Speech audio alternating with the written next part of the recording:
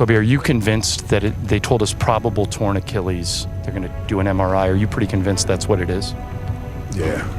You've had tons of personal and professional challenges in your career. Is this at the top of the list? Yeah. It's fueling me. It's fueling me. So I can hear it already. It's pissing me off right now, just thinking about it. Right after you were injured, you went on Facebook and you posted a lengthy blog. You said this is such BS. All the training and sacrifice just flew out the window with one step that I've done millions of times.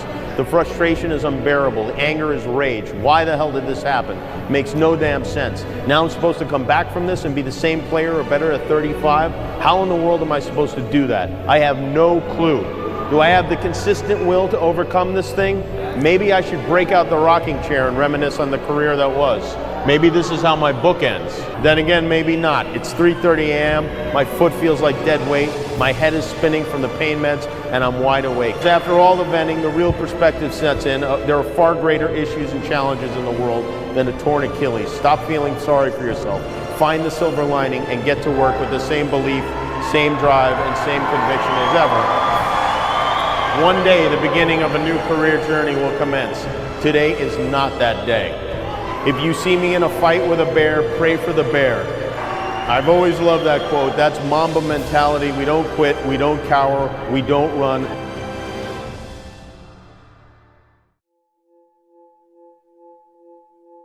My name is Kobe Bryant. I'm 17 years old. I wasn't invited to parties or friendly gatherings on the weekend. So on Fridays and Saturdays, I would go to my rec room with my basketball and basically dribble myself to sleep. And I think that was the best thing that could have ever happened to me, because during those lonely hours in the rec room, I discovered the hunger, the motivation, and the desire to be the best possible basketball player that I could be. We moved back to America for good. I didn't understand the slang. I didn't know anybody, very awkward, skinny looking, barely spoke. I was upset that I had moved.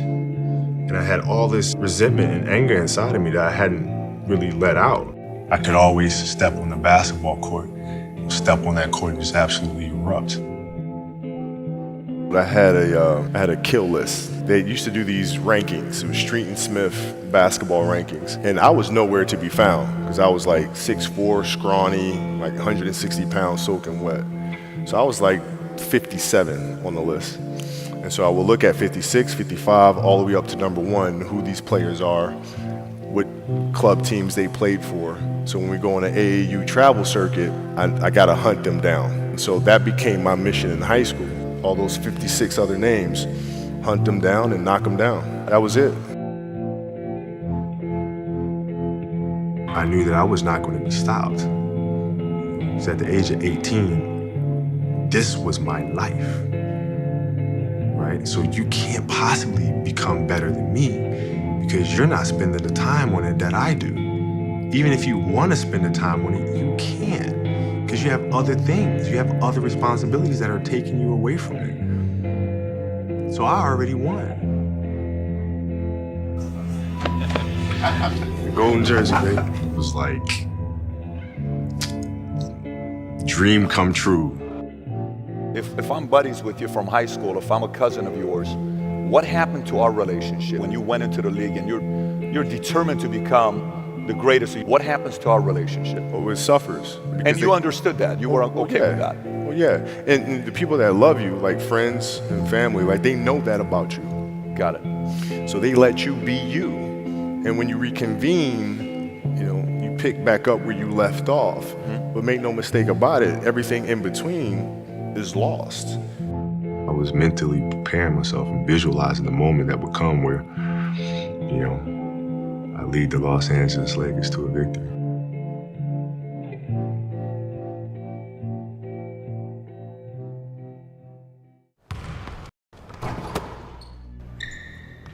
I got home, it was probably like 3 in the morning, and I went down to the high school, which is down the street from our house. And the janitor let me in the gym, and I shot all day. All day. I mean, all day. This was right after that playoff game. And I didn't leave the gym. I just kept shooting and practicing. And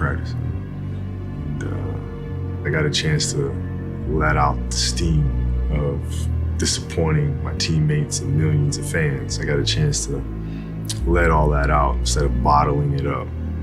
It was 2008, and we were in Vegas for the start of training camp, and we were getting ready for the Olympics in Beijing. And I wanted to establish myself as a young leader on the team by waking up bright and early, day one. So the goal was to be the first one at breakfast. So I set my alarm. I make sure I'm up by sunrise. I get out of bed, I put on my gear, and I head downstairs. But when I get there, Kobe's already there, with ice packs on his knees, drenched in sweat. Now, it took me a minute to figure it out, but this guy wasn't only awake before me, he had already worked out. He had just played in the finals days earlier. Meanwhile, I'd been off for months and I was still exhausted. What he had done that morning was incomprehensible to me. That dedication he had only days after falling short of an NBA championship. That taught me something I've never forgotten. Legends aren't defined by their successes. They're defined by how they bounce back from their failures. We're not on this stage just because of talent or ability. We're up here because of 4 a.m. We're up here because of 2-a-days or 5-a-days. We're up here because we had a dream and let nothing stand in our way. If anything tried to bring us down, we used it to make us stronger. We were never satisfied, never finished, will never be retired. My high school English teacher, Mr. Fisk, he had this beautiful quote, and it read, "Rest at the end, not in the middle." And I took that to heart. I believe there's time for resting at the end, but for me, that time is not now.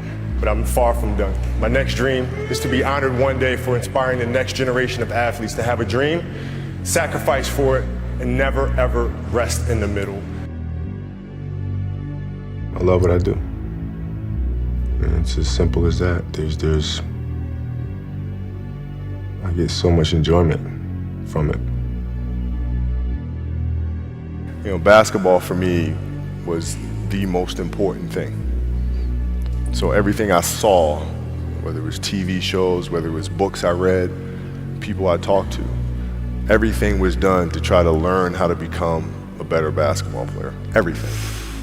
And so when you have that point of view, then literally the world becomes your library to help you to become better at your craft. This is what we talk about all the time.